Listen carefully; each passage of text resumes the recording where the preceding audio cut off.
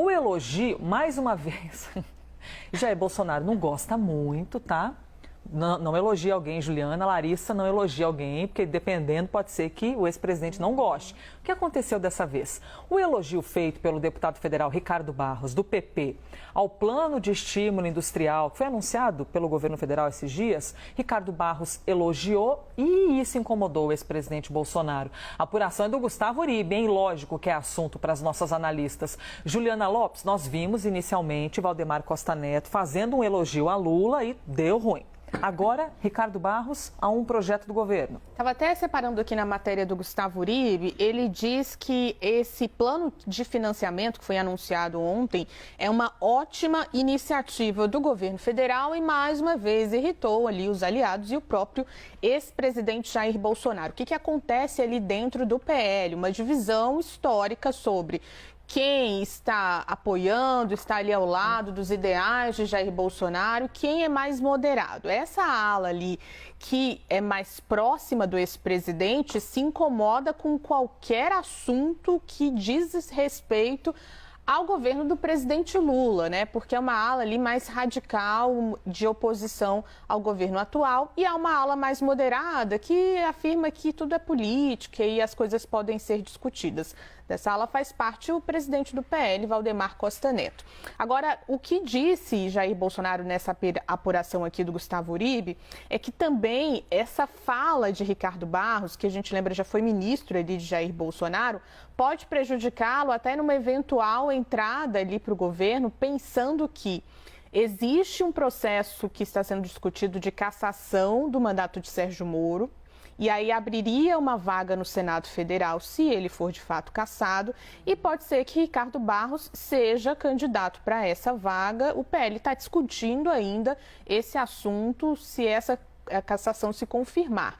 Então, o que dizem ali os aliados de Bolsonaro por essa apuração é que isso poderia, inclusive, prejudicá-lo, já que Bolsonaro não gostou nada desses elogios. Agora, o fato é que, diante dessa discussão, fica muito claro que qualquer elogio vai ficar completamente travado ali dentro do PL. Larissa Rodrigues, e lógico que esse tipo de cenário, esse tipo de acontecimento acaba gerando muitas reflexões e muita gente criticando, dizendo que infantilização, né, desse tipo de olhar e tudo mais, né? Você tem alguns analistas dizendo isso que você não pode considerar. Mas, ao mesmo tempo, tem gente que diz, não, isso faz parte do modus operandi de Jair Bolsonaro e é assim que ele venceu uma eleição para presidente.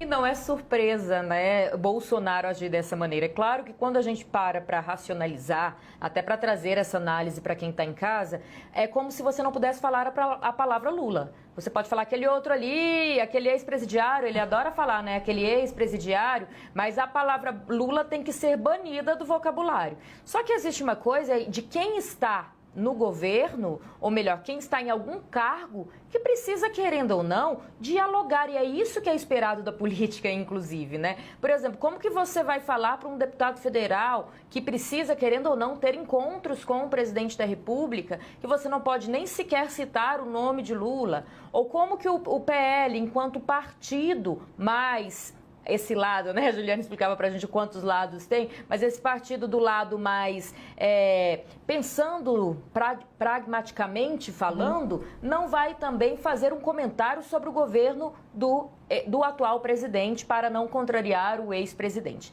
Então, é claro, Bolsonaro, por outro lado, não se surpreende, quem o conhece, a gente que cobriu muito o mandato dele, até antes enquanto deputado federal, essa espécie de mania de perseguição. É isso que é como se fosse um simbologismo para Bolsonaro de que citou o nome de Lula, falou em Lula, vai ter uma traição a ele. Ele tem muito isso de você está comigo ou você está contra mim. Não existe um meio termo, não existe negociação, não existe uma política. Então, dá para a gente dizer que vai ficar difícil, obviamente, para quem é deputado, para quem é senador, seguir qualquer tipo de ordem de silêncio, como foi dado, segundo apurações, a Valdemar Costa Neto, para não falar muito sobre Lula, ou melhor, para não falar nada sobre Lula nos próximos meses antes da eleição, mas isso a longo prazo vai ficar muito complicado, porque o PL é um partido pragmático e no decorrer da sua vida pública é possível perceber isso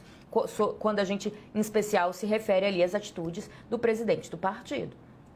Minha gente, são os relacionamentos ali da política brasileira. E muitas vezes tem de lembrar que esse pessoal que está no Congresso é muito também envolvido pelo lobby, né? Os interesses dos setores e tudo mais. Então, assim, se eventualmente alguém pode estar conectado com essa parte da indústria, vai fazer um comentário também que diga a respeito a isso. Enfim, muitas vezes nem tudo é sobre esse relacionamento.